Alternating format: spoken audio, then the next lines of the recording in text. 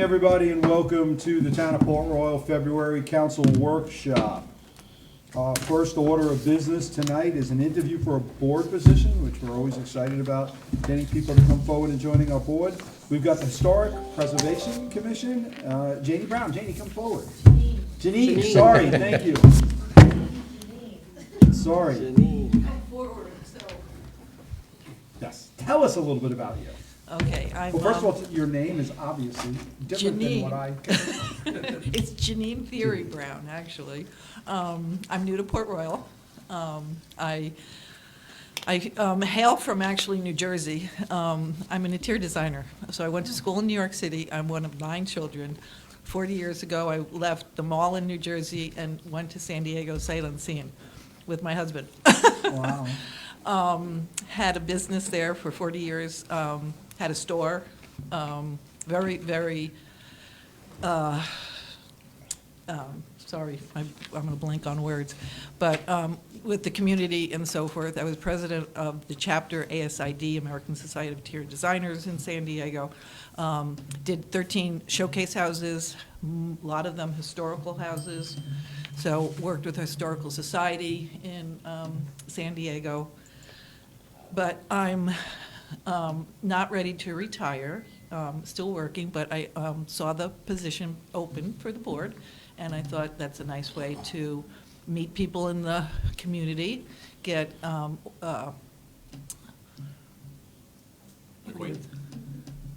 again, my word. Get acquainted? I blank on words. That's okay. My mind goes faster than my mouth. It's a growing up in New York, New Jersey. I was just gonna say, where are you from? I was gonna say, mom and dad, grandparents, all Brooklyn. They either went to the island or to Jersey. We went to Jersey. Anyway, so I'm here and I want to do something, and I'm always looking for an opportunity and something interesting, and I have a passion for keeping history. Yeah, so you said you worked on some historic homes? Oh, yeah. Interior design? That's great. Yeah, my husband was a contractor. I know what goes into building a home, and I know codes and all of the, I'm not as a decorator. I decorate all day, but I'm also an interior designer that knows all the, I really wanted to be an architect, but I settled on the interior design part. That's okay. I appreciate that. Council, questions? No, just a couple things. Did you say San Diego or San Francisco? San Diego. San Diego. San Diego. 40 years ago. And waited 40 years to come back to the East Coast. Had to get back here. Had to get away from the craziness. I understand.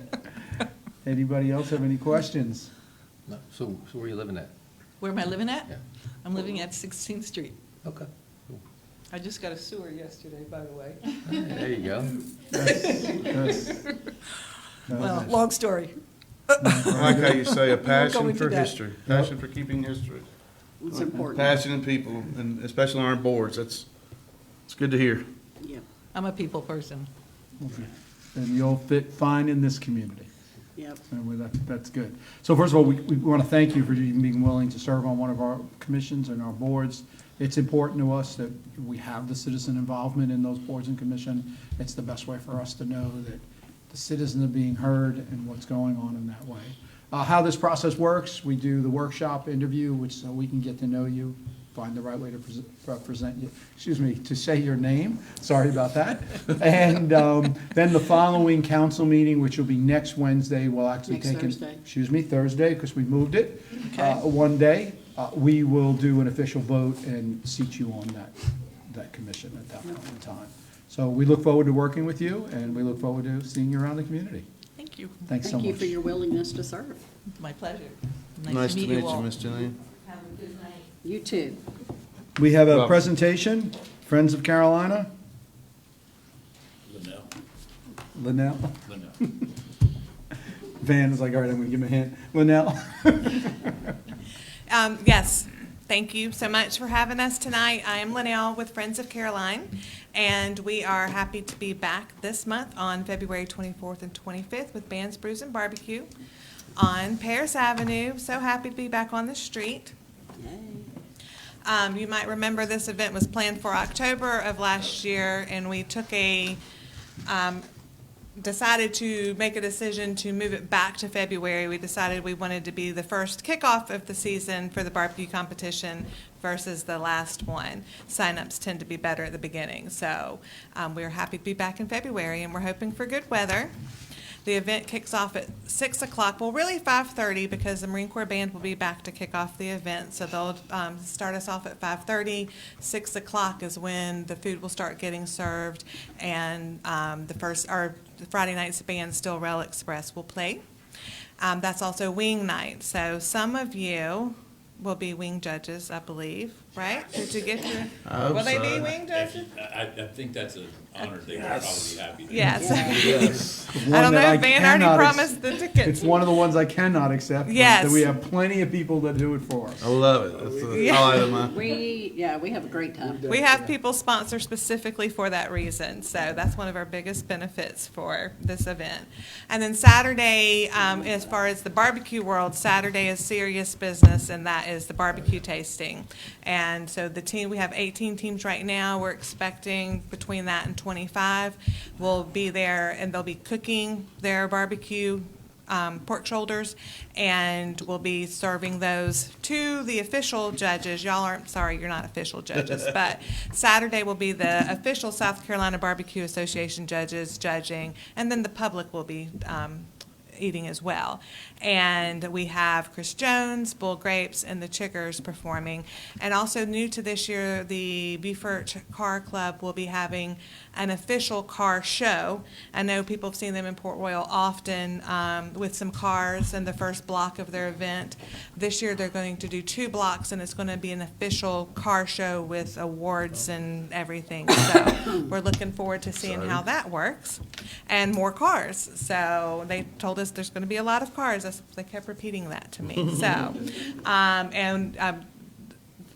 the town so graciously gave us an extra block for them on Saturday to be able to do that. So, and that's what we'll shut down at 4 o'clock on Saturday. Breakdown tends to go pretty good. These guys are ready to go home because they've been here all weekend. They spend the night out there on the street, and we're ready to go home too. So hopefully you won't even know that we were there by the time Saturday night rolls around. We're good with it. That's great. Happy to answer any questions. I was Counsel? at a function this week, and actually I had a couple of people that came up to me and said, "Hey, we're going to be down there in Port Royal for that brew thing, Man's Brew and Barbecue." Yeah. Yes, well, we're going to be down there, so it's good to hear folks talking about it. So, and so that means word is getting out, and so Yes. we're happy, and thank you for all you do. Well, thank you for being our partner in this. We appreciate it. I'm glad it's looking at the forward. beginning of the, I'm glad it's where it used to be, at the beginning. Yes. Where it should be. We I know are we've had that too. discussion before. We made a little switch because of COVID, and we were hoping that COVID wouldn't affect it, and it didn't in 2021, which is when we moved it, but then it turned out it did in 2022. Just with fuel prices and hauling their rigs down here and being the end of the season, if they weren't in the running to win anything for the year, they probably weren't going to come down. Now they just got something shiny and new for Christmas, I assume, and it's the beginning of the year, and they want to come show it off. Brand new So- recipe they want to try. out Yeah, that they're gonna exactly. refine. So we're looking forward to being the kickoff of the season for them. So where are we gonna judge this year? Um, Last year we we- were at the school, so. Right, we will last not be time. at the school again. We do have a tent that we are currently trying to locate. So we are in talks with some people with some space big enough for a 30 by 30 tent. And, but we will let you know as soon as we sign the waivers we need to sign for that. Thank you. All right, thank y'all. Thanks See so you in a much. Thanks for few coming in. weeks. Let us know. We're Thanks for choosing looking Port forward to Royal. it. Thank you. We'll get it published all over the place, more than get the word out there. Yes, Fill the great. streets. Thank you. Good, thank you. On the grass. We'll fill the streets. Man, council briefing. Yeah, real quickly, the redevelopment commission is working with Alpha Graphics on a kind of a branding program for the Rebo Road corridor. They're looking into potentially some logo work as well as a name. Not only are the commissioners participating, but there are some interested property owners along the corridor that are also going to participate in that effort. I did reach out to one of the owners of the properties that was in the Arnett Muldrow study for facade improvements. We're trying to figure out the logistics of that, but he is interested, and so we'll try to work on it. We do have a lot of stuff that we're going to cover in the redevelopment commission in the agenda, so we'll cover more of that as we Okay. get to that. Okay. Accommodation Tax Committee, we've run the ad seeking volunteers to participate. Obviously, because we were collecting over the $50,000 threshold locally now, we are required to stand up our own committee that will evaluate applications for available funds. They will make recommendations that will then ultimately be decided upon by council. So there'll be a pot of funds, there'll be applicants, they'll make some recommendations, then they'll be forwarded to council for consideration and final vote. So does that have to be done for the budget that we're passing? We're gonna try, Okay, so that we meet the rule there? right. So And, the- and So the and recommendations would happen around the same time as our normal budget workshop? That's pretty sure. Not gonna make. No, that that's happen. not gonna happen. Not this round. That's not gonna happen. So, but we'll be fine.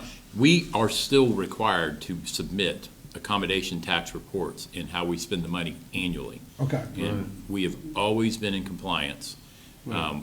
There has to be a time frame for allow us to stand this up. Okay. Because collections are based on a little bit different schedule. So we will be in absolute compliance. I don't have any concerns about Okay, that. good. Great. Spanish Moss Trail, did meet with Dean Moss. They think they're really close to securing that permit for the DOT crossing at Rebo. Obviously, we then have to work on the other side of the road and securing that temporary easement that I think we've all defined as being asphalt that would tie in somewhere around 15th or Rear Circle, kind of yet to be determined, that obviously goes through what's called the Rebo Village. Safe Harbor, nothing too recent relative to any discussions we've had. Lawrence is working on some language on the potential land swap. We've got a meeting that's scheduled, I believe, for the 13th. It was supposed to be next week, but it's been pushed off a week, so we're working on the agenda for that. And I know that they're working on several buildings on the property, preparing them for occupancy. We actually had a contractor in here yesterday that's supposed to be pulling a permit for the building that I think we thought maybe the sailmakers were going into, shop, but I something. think I'm not sure exactly where they are in their timeline, so I'll keep you posted. We'll know more after the meeting on the 13th. Tree work, you're all familiar with the work that Dominion does every few years on the trees, on their right-of-ways adjacent to power lines. Obviously, the ones that are live oaks tend to attract the most attention. That work is scheduled to start on March 1st. We will keep posting to let people know that that is going to happen. Southern Tree, we did some pruning work in the village, trying to elevate those tree canopies. We're starting to have some boats having some issues as they came through. And obviously, we don't like fire trucks hitting anything. And while I'm talking about fire trucks, I do mention, do you want the chief to give you a Yeah. brief little update You on? can do it now or at the end. Come on, chief, come up.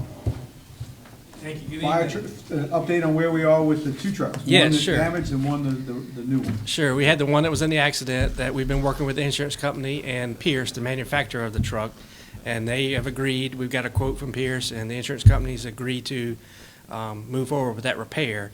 So it now has to be shipped back to Wisconsin. We're in line because this does happen all across the nation, so there is a backlog like everything else these days. But we're in line to get it repaired, hopefully to have it back by the end of the year in full service again. And then right down the street from the rebuild factory is the new build factory, where we have our second new truck in final production now and scheduled to be delivered in March.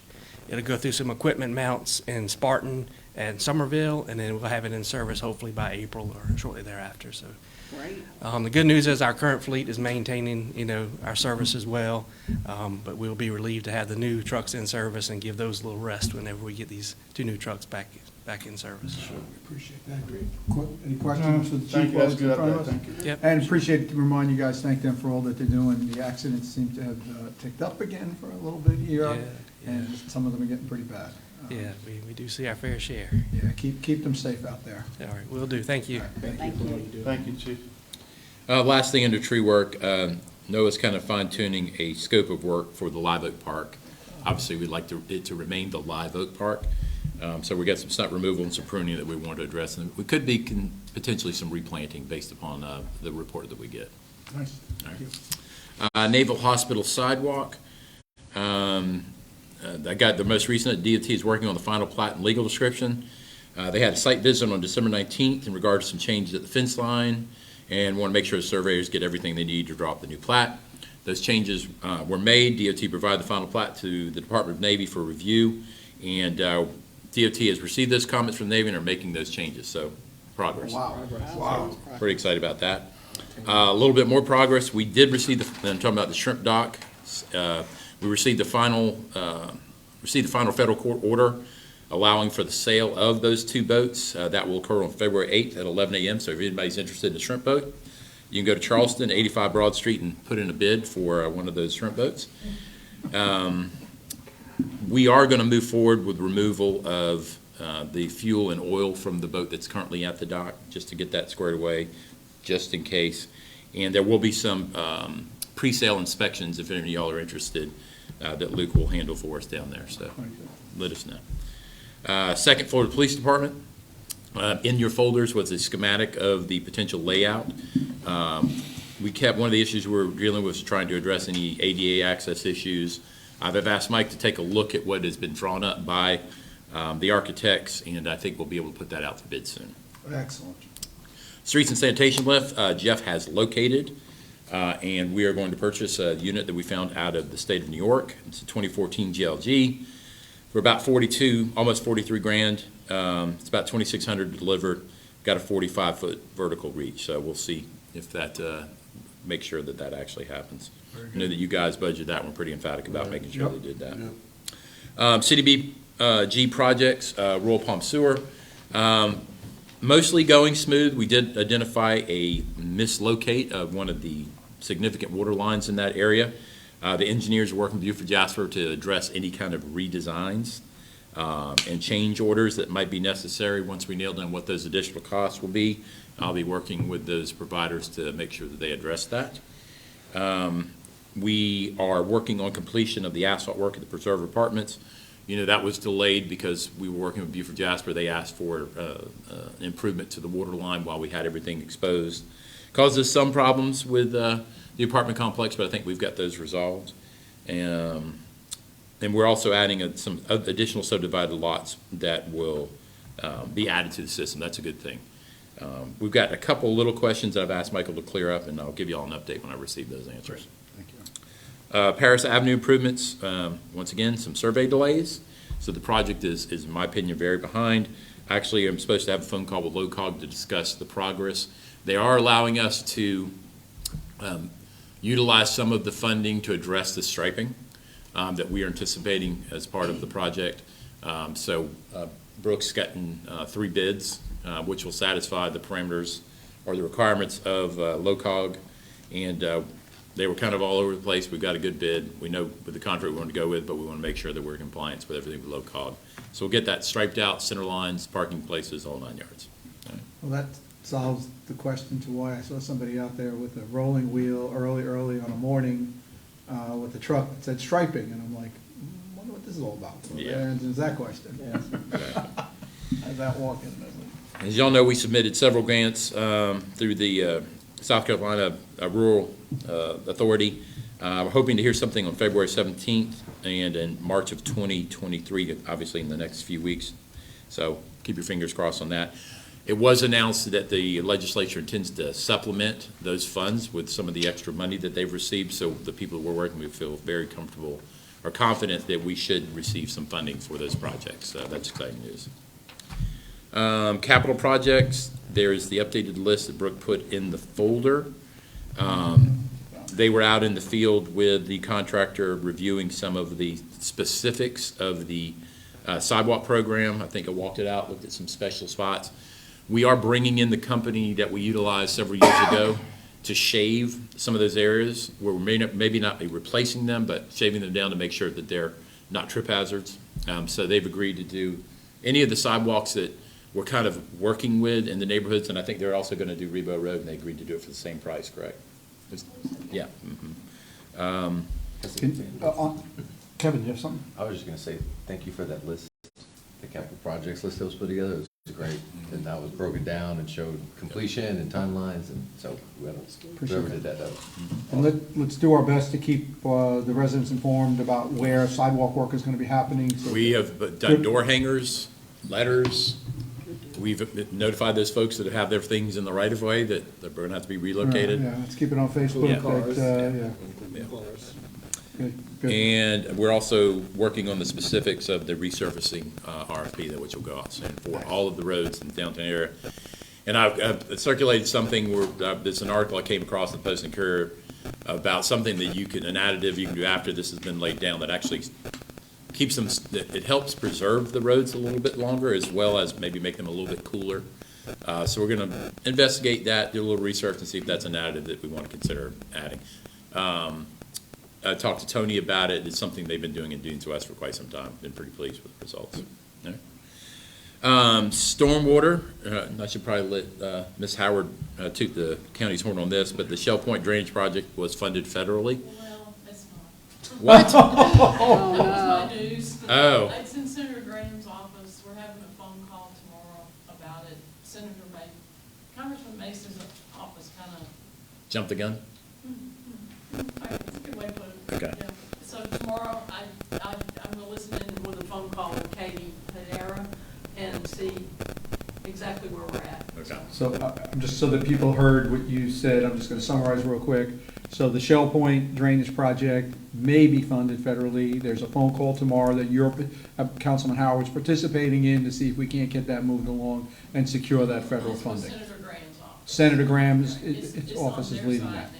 Great, thank you. I just wanted to make sure they heard that. Scheduled to begin next week, or, No, they're just doing other work.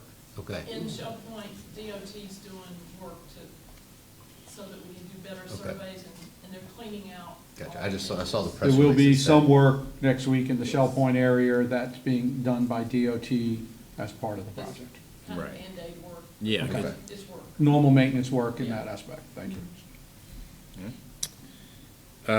SoLoco, recently, both Port Royal and Beaufort were unanimously voted onto the SoLoco board. We had been attending meetings, it was under consideration, but due to the considerable or significant work that SoLoco has been doing, they thought it was probably important to have us participate. That's where the stormwater updates to the manual came from, as well as the Regional Housing Trust. So we will need to appoint the mayor, myself, or appointees to that board, or a designee. So we'll need to make sure we have representation there at those meetings. It's normally one elected official and then the administrator from that aspect. My plate is full, as you know, and I've sent out if anybody's interested. I'd really like to get this on next week's agenda so that we can do a vote. So talks amongst yourselves. Questions, Van and Darrell, our councilman, is very up on what's going on with SoLoco. You've been attending those meetings when you were working for Jasper County, correct? Correct. So they know a lot about how those happens and what's going on there. So anybody has any questions and do that, just let us know, and we'll try to put it. It's once a month it meets. 1 hour, and they stick to 1 hour. 1 hour and they stick to it. And it's south of the Broad. Yes, it's normally over at Oscar, Fraser, and Bluffton, or at Town Hall in Hardyville. Yeah. So, if anybody's interested, let each other know, and we'll get it. We'll add it to, unless I hear not to, let's add it to council actions on the agenda for next week. Is that okay with everybody? Fair enough. Okay, thanks. And I just wanted to make y'all aware that April 23rd, the town will be hosting the After Air Show Blue Angels event here on Paris Avenue. Working out kind of the final details of what that'll entail, but it'll be music and obviously the Blue Angels and the other pilots in attendance, food vendors, beer truck, that sort of thing. What was that date, sir? April 23rd. A Sunday? No, it's not Sunday. It's Saturday. Saturday. So April 22nd? Yeah. Okay. So it's the 22nd. 22nd. 22nd? Yes. I'll have to double check the email. All right, we'll verify the dates and we'll get a It'll be meeting the notice out 22nd. on that one. Yeah. Explain to me what's going on with Blue Angels, because somebody told me it was a virtual. Are they- You're asking the wrong person. I have no idea. We're just asking the event. I'm not sure why anybody would say that's virtual. It's an air show. Yeah. That's kind of what I thought too. I thought it was odd. Somebody said that. I'm like, are you sure? I mean, you can sit real close to your television and watch them, but The Blue Angels switching to drones, they're just Yeah. sitting in the room. I don't know. No, that was a joke, everybody. Honestly, that was just a joke. We know what the Blue Angels are, we know what the show is, and we look forward for them to Yeah, come we've got here. them. We've done them. had here. Yeah. We Yeah. love- It was We've done 19. it twice. It was Yeah. 2019 we hosted them last. Yeah.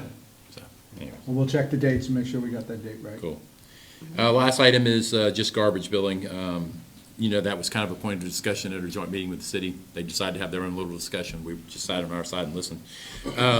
But that is going relatively well. I mean, we've had, one little hiccup, but that's about it. But other than that, billing is moving forward, and we'll report to you next month if it's becoming more of an issue. Right. But right now, seemingly fine. Excellent. Very good. That's all I got. Brooke, you got anything you want to add? No, I did ask Waste Pro, they're gonna follow up with me every month, just to let me know what their reporting looks like for what they're sending out as far as bills and what they're receiving back, so that way we can track that. Very good. Council, any questions for staff? No, sir. No question. Well, I have a concern. All right, yeah, No question, but I have a concern. We do it now later. we can do it right now. It's staff related. I'm happy to hear about the striping, definitely, because, interesting that, what's his name, mentioned that, when I saw that before he did, but I do have a concern about the diagonal parking along Paris Avenue. I took some pictures today, I didn't send them, but still, I don't know if the people are just afraid to pull towards the curb to stop, but it's forcing folks to go out across the center line, and it seems to me that it's an accident waiting to happen. And in only those sections where we have the diagonal parking, because they're protruding extremely far out in the drive for that. Well, we have been very fortunate. I know it's an accident waiting to happen, but what happens subconsciously is everybody slows down. And guess what? Never happens, accidents. Well, I Yeah. see that, and Yeah. I guess that'd be a good point also, but I guess it alarmed me today when I saw a car coming and then this white truck sticking out and then someone having to veer out and so forth like that, so, but you're right, it does cause them, Yeah. brings awareness to them. But yeah, but we've looked at some of, maybe steepening some of the angles a little bit. One of the issues we're having because the striping has failed in some places, that we have people parking too close to this Well, this intersection, so you particular can't truck really today see was around. Probably about 6 Yeah. feet away from the. Yeah. the curb. We're gonna both send, of the we're gonna send wheel that stop. person to Yeah, the the eye wheel stop. doctor. And I'm guilty of doing that sometimes, and they make fun But of that me. was my only concern, as I said, and I just felt the need Yeah. to just bring it to our attention. Well, we may have an opportunity when we evaluate Port Royal, and we can look at, and this is something that the mayor's brought up, maybe widening the sidewalks and getting rid of some of those islands so you don't have some of those issues, but we'll talk about that. Yeah, and I. We're gonna have a design shred associated with that for all of y'all to participate in with Port Royal Okay. redid. Fair enough. I'd still love to find a block somewhere to try the reverse. Linda was in the office 2 days ago, and she brought it up again. Did she really? So Yes. I'd love to find a block and try reverse angle parking. I've seen it in many downtown cities now as I Yeah. travel, and it is so much safer and so much easier. You pull past the spot, you back on in. When you get in the car, you're looking to the left to see what's coming. I'd love to hear the police department's thought on it as well, and Well, I'm gonna start Safety doing it and see what they aspect. say. we've got to designate a block and stripe it that way to say and kind of post what it is so people can see what it is. Van, Can't when just we're reverse doing that 911. striping, do you think we could still look at Midtown? Because, I had talked to you a while back about Yeah. Midtown, the arrows and stuff as you come out at that light by the Yeah. credit union. Yeah, that's a, what do you call it? Yeah, we can look at that, Because we really need to get those, there's no arrows hardly anymore. yeah. Thank you. When we had our joint meeting, you mentioned something about Casablanca and stormwater over there, and drainage over there. That's one of the grants we're waiting to hear an Is answer that- on. That's another Yeah. grant project? Yeah. Okay. I do know that they were in repairing some of the lights that were out over there. Okay. And I've gone ahead and asked them to go ahead and switch those out to the LEDs if they have them in inventory. Apparently Dominion, keeping those LEDs in inventory right now is a challenge. I said, where you can, just go ahead and fix them and come back and replace them. Even Dominion has supply chain issues? Yeah. Everybody. Mhm. They can't get transformers, I know that. Yeah. It's super low on transformers Yeah. across their whole system. Next item is the review of the council agenda. Can we bring that up? Do we? Yeah, sure. Give me And one you second. want to go through that for us? So again, to remind everybody, our council meeting next week will be on Thursday night due to the municipal association meetings Monday, Tuesday, and Wednesday. So we moved it one day to Thursday. Yeah. 6:30? 6:30, that is correct. Thank you. There we go. All right. First item is we're going to have a presentation from the Beaufort Jasper Water and Sewer Authority. Joe Mantua will give us an update kind of on the state of the authority, and we've asked him to also include and give us a summarization of what they anticipate capital improvement-wise within our system, within Port Royal specific. So I don't want to steal too much of his thunder, so that will be discussed. Second item is second readings, and then I'm going to turn this over to Noah a little bit. An ordinance to repeal and replace in its entirety Chapter 20, Trees of the Code of Ordinances of the Town of Port Royal, South Carolina. Under a separate memo/email, he kind of gave you an overview of those edits, and I think he's going to give you kind of a quick summary of what he has in mind. Yeah, I'll keep it as brief as possible and just go over all of the highlights that I included in that email to you all. So there were kind of two categories from what we came out of in December when we discussed this ordinance. So the changes that were recommended by council included cleaning up the definitions. We removed any kind of regulatory language from the definitions section. We added definitions as needed, removed definitions as needed. We increased the diameter for requiring any kind of permit from 6 inches to 8 inches, which is what it is currently. We were proposing 6 previously. We clarified the language in the exemption that allows you to remove a tree if it was damaged or otherwise, so there were some issues resulting from a natural disaster, to make it kind of easier for a homeowner to navigate that process if it does come up. We initially had it that any pruning done on a tree it was 6 inches before, so you need a pruning permit for basically anything you do to your trees on your lot. So we made it so that you only need a pruning permit if the tree is a specimen or landmark tree. The previous ordinance, or I guess the current ordinance, was just for landmark trees, so that is a little bit stricter, but it's just to make sure that the proper pruning is being done on trees that are valuable. We clarified the language in the standards for existing development to make sure that it's clear that this is on individual developed lots. So existing development doesn't mean you don't have to do as much if you are an HOA with open common space and you want to do something to every tree in that common space or that kind of thing.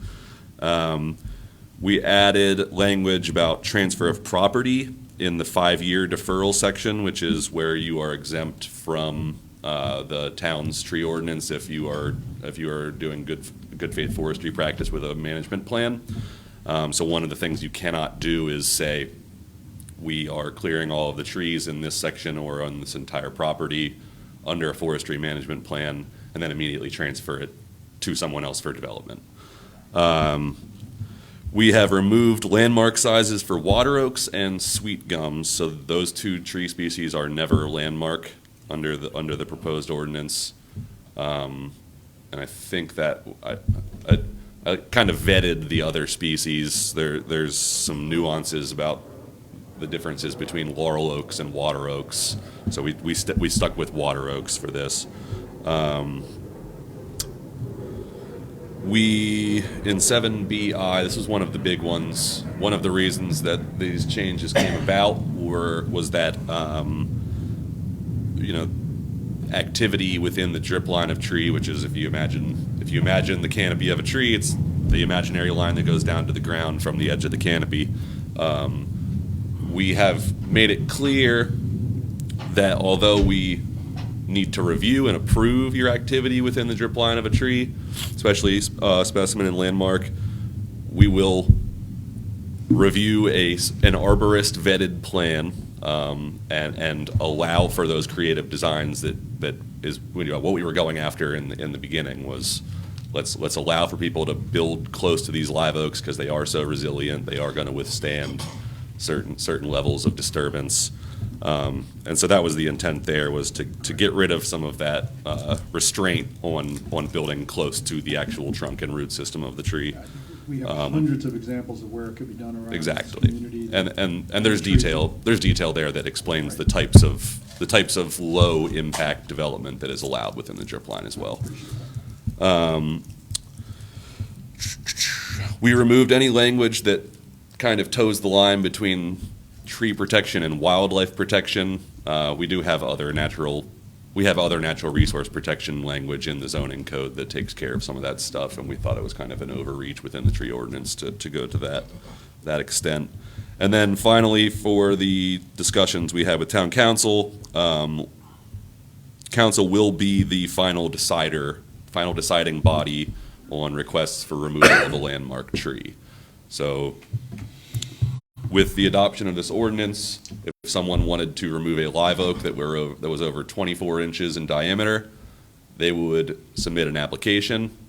Our staff team, which would include our arborist, myself, building official, architect, and I think it's the four of us, we would put together a recommendation for council, and then we would present it to you at a council meeting for action. Other changes, just a few here. Can I raise a question about that? Sure. Just to clear up my mind. If this were to be taken to court, could it be defended? In the state of South Carolina, could a municipality tell you you cannot cut a tree down? I don't know, I'm asking. Currently, yes. That doesn't mean that the state legislature won't decide that you can't. Okay, but currently you could. Right. You could, okay. Yeah. Currently, a municipality could tell you you could or you could not cut a tree down under law, okay. And my understanding, if they don't meet the requirements, yes. Yeah, I mean, Yeah, you couldn't arbitrarily, tell some, And we've defined what it is for the alternative designs and all that stuff that they'll have to show that they've done to you, Yes. the staff members, and then that recommendation will come to us. So when you say come before council, I'm assuming we're meaning come to a workshop first, presentations, and then council will follow. Good, because we want a workshop discussion. If not mistaken, I thought Councilman Ashmore had talked about increasing the mitigation cost, to give it a stiffer bite. That's in there. and that's actually up on the screen right now. I chose $500 as the mitigation per inch for a landmark tree and $250 for a specimen. I haven't increased it from that. I was really trying hard to find the balance between, What is it currently? Currently, it's $100 for a landmark tree per inch and $50 for a specimen, so it's a big jump. You had the numbers of what that tree, Yeah, so the examples are there, but I can do an example for you on the fly for a 43-inch live oak. 43-inch live oak would jump from what was $4,300 to I think $21,500.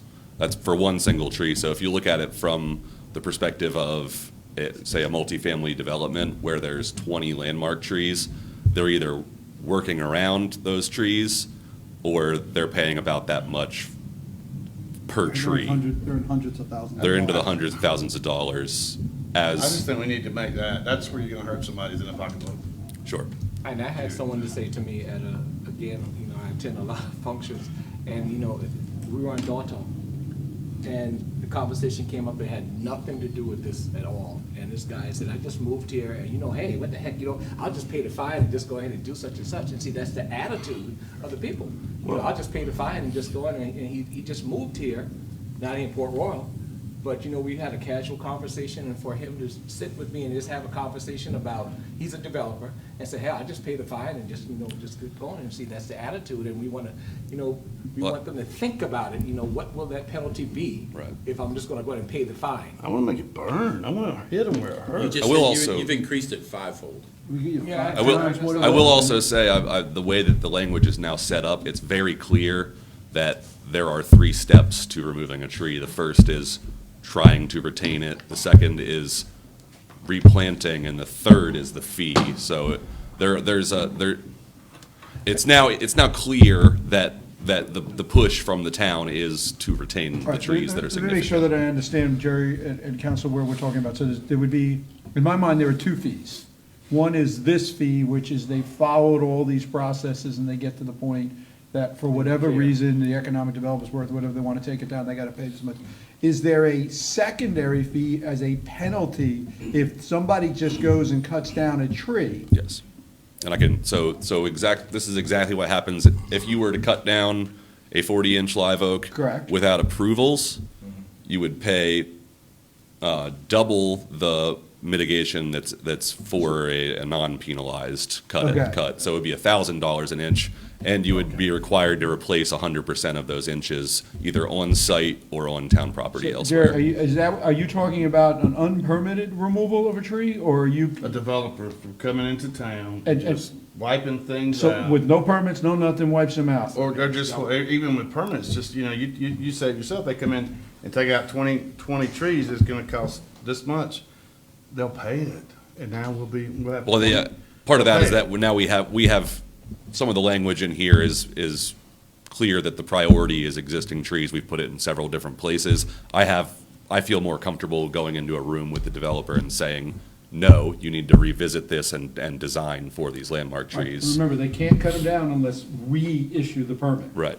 Now, this council now, and on the next seated council. And if they do cut them down without the permits, you've got a 2-year and 5-year deferral. Yeah. Yeah. Right, so then they lose everything, They okay. lose 2 years of development rights. Double the They're fine. They're fine doubles, and they must replant 100%. So if they cut down 200 inches of tree, or 250 inches of trees, they're gonna need to plant 100 2.5 caliper inch trees. If they're live oaks, that also starts eating at the pocket pretty well too. So that's on top of the fees they have to Correct. pay, and there will be no mitigation, I'm gonna plant these so many trees, will you drop this fee? That's not Correct. an option. No. The fee then comes to us, and we're gonna have our own tree mitigation pot of money that we then can plant trees around town with that money. Listen, we have a week, if anybody strongly feels that By that then, number, we've lost those 20 trees. yes, and so if anybody strongly feels that We're number gonna go needs out, to we're go gonna put up, some 45 oaks out there, and we're gonna say, look what we did. But they can't build them for 2 to 5 years. And I would just say with the, And I hate to say this, there's not a house I in this know. community that didn't have a tree cut down. I know. I've And we've got a seen balance of aerials. interest between the Rebo Road corridor that you're contemplating spending a lot of money on and redeveloping. These are decisions that are gonna have to be made.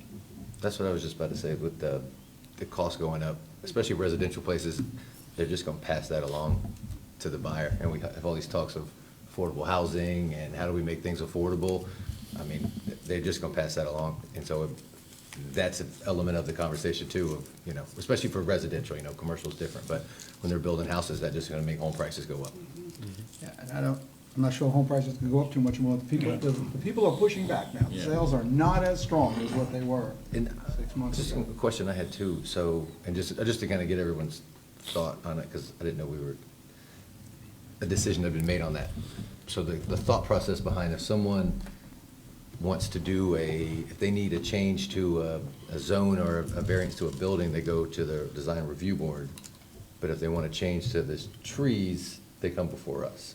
Landmark and specimen tree removal, the only portion of the permit that we would be participating in is the final removal of the tree. And just a landmark tree, so the largest. A landmark, not It's- specimen, just landmark, thank you.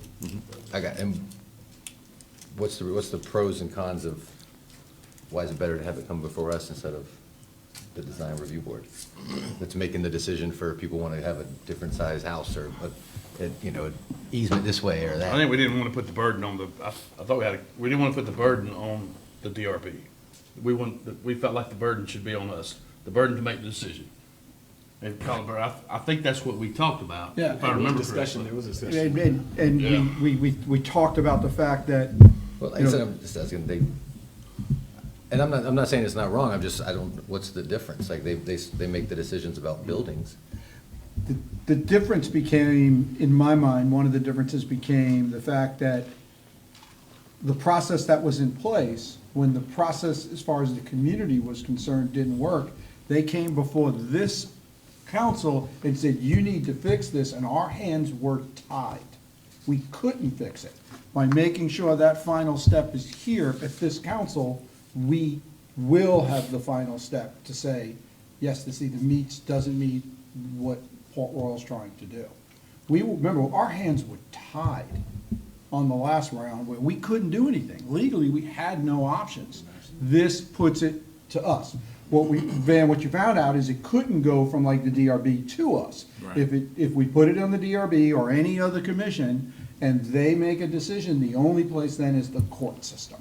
Okay.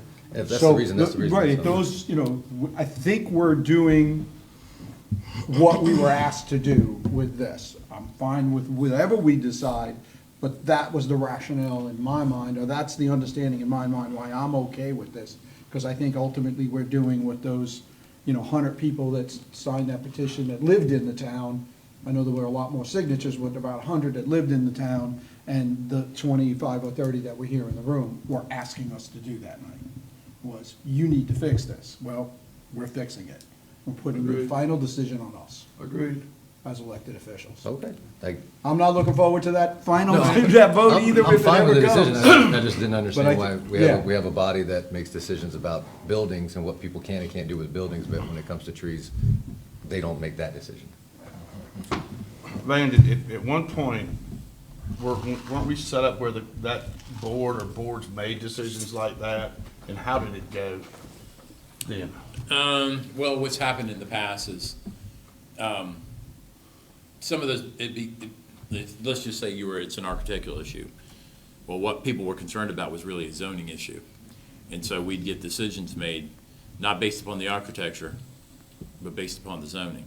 And then I'd end up in mediation with an argument that I could not defend. And then I'd have to negotiate these settlements and then come to council ultimately for y'all to approve what was ironed out in mediation based upon a very flawed argument that I was trying to defend. I mean, recently, one of the last decisions they just made about that development that wanted to go back behind Pinckney Retreat, and I think a tree was a major part of that. It was. Like I said, I'm just wondering, I'm not saying it's right or wrong, I just was wondering what the pros, the cons, why we're doing it this way as opposed to using the. That was a boards zoning Well, change as well. Nobody ever There were talked about waivers taking that requested. tree down. No. No, that That tree was not being tree. removed. That conversation was no. how to design around it appropriately, which I Exactly. think is a conversation that procedurally moving forward, that would happen prior to the request to council. If it were, So we're gonna exhaust all remedies before. exactly. Design review board would hear their options, or staff then, and/or design review board would hear the design options. If they can't present something that would save a landmark tree and they think their only option is to remove, that's Then it when they comes would here. come to council. Then it comes here. Cool. Yeah. Okay. Just a couple more points, and I promised to be brief. No, you but- don't- No, This is you important. were We've brief. got all We're night. extending your Yeah, time. this isn't on you. This is us. This is what we do. So these were a few options that I in my review over the last several, I guess, months at this point, month and a half, I made a few adjustments based on the ease of staff enforcing and administering this, as well as things that I just thought were a little burdensome on homeowners, kind of stemmed from some council conversation and some other things that I saw. One of which is previously in the last iteration, whether you were a single-family homeowner or a commercial property owner, you needed to submit a tree survey and an arborist report in order to remove a tree from your lot. Seemed pretty burdensome on the homeowner. So what we've changed it to is that if you're never going to need to submit a tree survey if you're a single-family homeowner, because the two options you have to verify the size of the tree are hiring an arborist, or our arborist or other staff can go out and measure that tree for you and determine the size if you want to remove it. If it is a specimen or landmark tree, you will need an arborist report guiding the pruning or determining why it needs to be removed, but otherwise, it's just as simple as filing an application and staff help assisting you with taking the steps to get the tree removed or denying it. We removed the standards for underbrushing on undeveloped lots. Thank you. It was already a gray area. It just got grayer when we discussed it with council, and I couldn't see staff, me or Mike or whomever being able to enforce that efficiently. And then finally, we reworked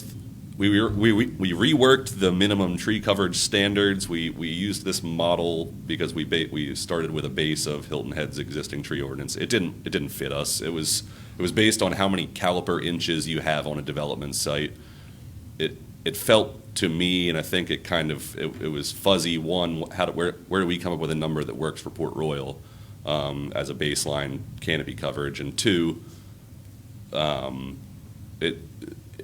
is this going to accomplish something that we don't want to accomplish as far as forcing buildings to be sprawled, more suburban style development? You know, it didn't fit the model of our zoning code, of our comprehensive plan, and so forth. So backtracked on that. I still maintained the tree categories where it tells you, okay, category 1 is a broadleaf, evergreen, overstory, and so forth. And I maintained the replanting standards, actually bolstered the replanting standards from what was there previously. I also kept this table, which is the minimum canopy coverage in our current ordinance. It goes by zoning district. It's worked. We haven't seen it fail, so I didn't see a reason to change that. And then I also I'm sorry, lost. Oh, so if you scroll down a tiny bit, man, right here. Actually, I might be in the wrong spot, but either way, I can explain. What I did was, we used to have replacement standards that were based on a percentage of the existing tree caliper inches. So if it was a landmark tree, you had to either pay the fee or plant back 50%. What I've done is say, okay, if this is a specimen tree and it's being removed for development, which each of the 4 tree categories that we're proposing, you would need to replace 1 tree or plant 1 tree for every 5 inches of tree lost. And so what that nets us, I did a little bit of math. If you were to remove 200 inches of specimen trees under our old ordinance, our current ordinance, you'd need to plant back about 120 some trees. Under the new proposed language, it would be more like 200 trees for removing. So it's almost a 1-for-1. And it's no longer plant or pay, it's pay and plant. Correct. Yeah. So we're adding, on top of the fees, they're also having to do the planting. Yes. So we Before, it was removed. either pay or plant. Yes, there was a table in the ordinance that was. I just want to make sure I understood It was what you exactly said. that. It was replace or pay. Okay. And now we have replacement standards, and then your mitigation fee And is the separate mitigation and in fee. addition. Okay. Mhm. Okay, I want to make sure so the way I read it, I want to make sure I understood that. Correct. So anyway, I mean, bottom line there is that the mitigation fees are higher and the replacement planting standards are higher, stricter. So that's the gist of And the it's changes. the replacement of the same. Species, Species yes. of I haven't called that out. I can put something in there for that, Make but I sure would that require they- species they for don't- species. That way they can't choose The other thing a is- lesser species. Yeah, we You're have. taking out live oaks, replace live oaks. And we've had very iffy, as far as species, we have language that says you need to replace with indigenous drought-resistant vegetation.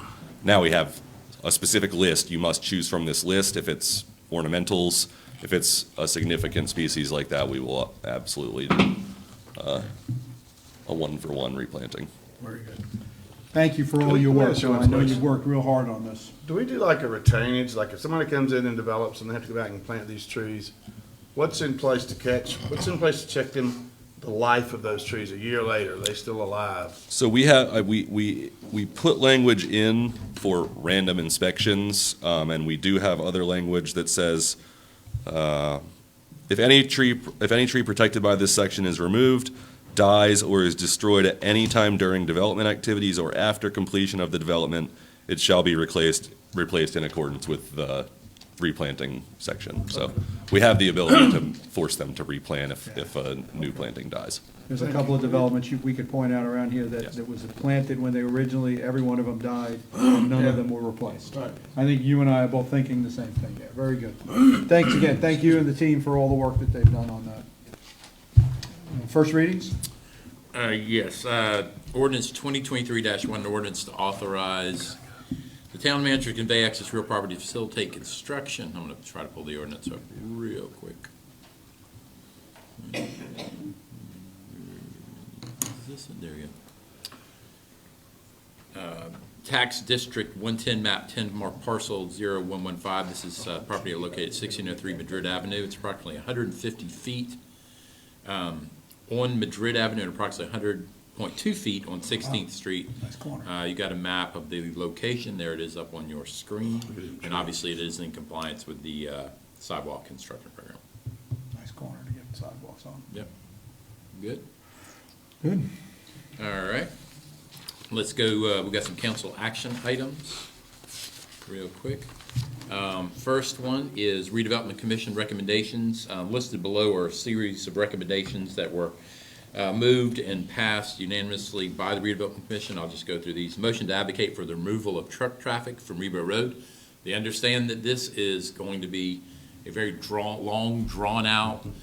They're trying to encourage people to think creatively. Obviously the truck traffic was moved to Port Royal from another place. So obviously if there's some remedies 20, 25 years from now, we should be encouraging them.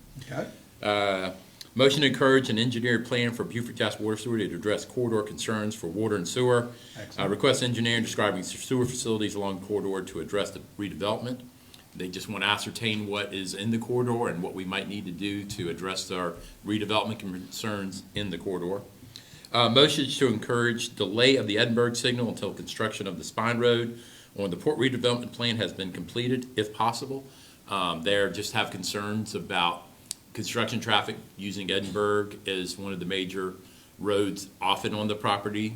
So they're concerned that if it is signalized, it could create issues where it would be. So they would prefer that it stay routed down Paris Avenue or be down the Spine Road if constructed. All right. Motion to request a budget to be established to improve cosmetic improvements along the corridor, including facades, trees, signage, landscaping, and other similar efforts and activities. This is very similar to what we did with the Port Royal Pride program. We kind of created some seed money. I think it was about $25,000 a year, and we leveraged it. So we'll maybe examine what that potential budget could be during the retreat. This is something that you can endorse the recommendation, obviously with the understanding that we would undertake the funding of it potentially in the next budget cycle. And if it's part of beautification, wouldn't ATAX Yes. fit that as well? So that Yes. could be a little bit of a seed to Yeah. that as well? Okay, just want to make sure I understood. It has to be a public, though ATAX money has to be spent. Spend in the public, have to spend the Yeah. right away, not on Yeah. anybody's individual private property. Right. Got it. Okay. And then, I believe the last one is they are asking council to create an overlay district for the Rebo Road corridor to expedite the review process for projects to address concerns about parking, height, density. And so that's something that once we receive the okay from y'all, we'll start putting together an overlay. Sorry, another task. No, you're to come in your direction. Right. All right. Okay. Okay. Next one, we had listed an action item, but we're still refining, and obviously Noah was working on the tree thing, so we talked about it a little bit, the Live Oak Park. So we won't act on that next week. It's just on the agenda, but we'll probably pull that off. Okay. And the last one, I listed as a boat landing IGA, because that's kind of what it is, but basically it's related to the transfer of the boat landing to the town of Port Royal, to Beaufort County, with the understanding that they will maintain the boat ramps and all of the infrastructure that's in the water in perpetuity. In exchange, obviously, we are dealing with the boat landing as it approaches that property line. Right. One of the things that we asked to be included in that agreement was, initially, it was they would have unfettered access whenever they wanted it. And I said, well, there are times when we do close that boat landing July 4th, and there might be other reasons, and so we wanted to reserve the right to have the ability to do that. I agree. Excellent. All Excellent. Okay. Any questions on any of the council action items? We're all good? Important dates. Yes. So I guess let's start with the workshop important dates, and then they overlap after the third one. Yeah. Perfect. Tuesday, February 7th, Hometown Legislative Action Day up in Columbia. That's when our elected folks will be up there working with other elected folks in the state of South Carolina and talking to our legislators. Wednesday, February 8th, Municipal Elected Officials Institute, also in Columbia. Thursday, February 9th, public hearing and council meeting at 6:30 p.m. Tuesday, February 14th, Parks and Recreation Committee meeting at 6:30 p.m. I guess they're going to disappoint their spouses by attending a meeting at 6:30. Whoa. Maybe. Tuesday, February 21st, the Redevelopment Commission meeting at I think that's supposed to be 4:30 p.m. Yeah, that's right. It's right on the next one. Friday, February 24th, and Saturday, February 25th, is the council retreat. Obviously, we'll be working through the day on the 24th, so I'll get y'all done so you can go judge the wing contest. We're gonna work them hard, get their appetite up, come down and taste wings. And then Saturday, we will be working in the morning, and we will get y'all done so you can go to barbecue. So that's what the plan is. And as I mentioned there, after that, Friday, February 24th, and Saturday, February 25th is Bands, Brews, and Barbecue on Paris Avenue. That's all I got. Thank you. Ms. Howard, please come forward. I have several things. I was gonna give you the bad news about the stormwater. It's, I was trying to give them good news. I know, but we'll, whatever I find out tomorrow, I'll Hopefully it'll let be y'all good. know. Probably be good. There is, you know, the old Arthur Horn Park that, Hurricane Matthew destroyed. The county's putting in a USDA grant for that, and, Shannon Erickson has said to let her know, and she maybe can help with some park money. What they're envisioning is something similar to Cypress Wetlands, so, with a boardwalk. There's one that, in Columbia that's, of course, it'd be very similar to that. Right, So for that's at people that don't Azalea. know, Azalea area, it And- borders both the city of Beaufort, the town of Port And the Royal. town. It takes drainage from as much of Port Royal as it does the city of Beaufort, so Right. it's a regional. And the city of project. Beaufort had done some missed that improvements on the other side, which have helped quite a bit. Mm-hmm. So a couple of people in Camellia, their backyard was flooding, Colonel Brown, I'm sure y'all know him. But that has helped quite a bit. I don't know if you've gotten the letter yet or not, but we need a representative to the Solid Waste Board, the county Solid Waste Board. I have not If you seen haven't, that letter. it's coming, Okay. so. It's coming, okay. thanks It's for a the heads up. non-voting position, but it's like stormwater. We'd like to have someone on that. Our budget retreat is next week, and the sign is up for the pathway at the bridge connecting at the park. So that's good. I guess it will, or just, I don't know, have they coordinated with you? Oh, somewhat, yeah. Okay. all right. They were trying to deal with some of the adjacent property owners, I think, which was a little bit of a roadblock, but I think they worked those issues. Those apartment, condos, I'm sure, might be. Just the other day, I was driving, at least 3 times a week, there was somebody walking that section. And that, it's a very unusual angle, the dirt, everything, walking on that dirt, trying to get between where the There. sidewalk ends and Lenore, Westvine, however you Yeah. want to describe that. And I was just like, we've got to get this project moving along, so that's great. So the to see signs that. are up. Signs up, I saw the sign. And we have a grant in to do sidewalks on West Vine. On West Drayton, Vine. Battery Park, and Lenore, Okay. Yep. Oh, wow. to maybe tie all of that Tie 'em together. Tie it all together together. to the crossing. Yeah. And I think that's it. The county has an opening on the MPC. Caroline Furman, it can only serve 2 terms on the Metropolitan Planning Commission. They have, of course, they have to live in northern Beaufort County. So if anyone that you know of might be interested, have them contact me. So Okay. we'll be looking at that, and got a good idea from Noah of somebody, So, maybe. but that person would also be the Beaufort County Planning And not Commission. necessarily. They don't have to be. I didn't remember that in the ordinances that were set up. Sarah says she's Sarah Brock. Okay. I'm going to ask her again, because I thought they had to be on our planning commission to be That's that. the way I remember, but it's 20 years ago when we passed all that. I'm going to ask her again, Yeah, because let's- that let's- limits us a lot, and that's, but she said no. I don't know. They have, traditionally have been. They have been traditionally, but that limits us because of Northern Beaufort County. She will still stay on our planning commission because we don't have a term limit. So, and I'm going to look into that some more, and we'll let y'all know. So they don't have to live incorporated or unincorporated, just Northern Beaufort County. Correct. Right. That part I remembered. But, yeah, well, It's I a, clearly remember the intention was, That's it was a intention planning of it. commission member Mhm. that served on the MPC, and because the projects went from the MPC back to the planning commission, and there was a consistency. and I don't that know was why it happening. couldn't be someone. But I'll let you work I'm on talking that. out loud, so I don't know why it couldn't be someone from the city or town's planning commission, as long as they reside in Northern Beaufort County. That's the other question I have. Instead of the county's planning commission. So Well, I'm we gonna don't ask have- that We don't question. have a planning commission, ours is only the MPC. Yes, that's That's true. Yeah, we only have the two You only members. have it. We don't have a full planning commission, That's neither right. does the city. at That's this why point. we have it. At this point in time. At this point, Yes. right. Okay, very Okay. good, sorry. All right, I think that's it, unless y'all have any questions No, for me. thank you very much for the updates, as always. Thanks for coming to our meeting. Okay. Thank you, Alice. I'll open it up to public comment. Seeing none, I'll open it up to council comment. Seeing none, Well, I just want to say that last week, and they wanted to thank Jeff for bringing the container down to Isle Ponds where they, I guess, the whole group has come in, they put notices on everybody's doors and got out and cleaned up everything, and it really looks nice. I went by there, they called and I rode in there and looked, and it looks really good, but a lot of the homeowners and all came out and did all the raking and pulling the trees or whatever, doing what they had to do. And they just wanted to say thank you to Jeff and his crew for bringing that dumpster down, putting it there, taking it out, and accommodating them for what they needed. They filled it up. They did. It was great. good. Looked good. Saw those Thank you, guys thanks. today taking down Christmas decorations. They were doing a good job. Thanks for updating. With nothing else, we'll adjourn. Thank you, everybody.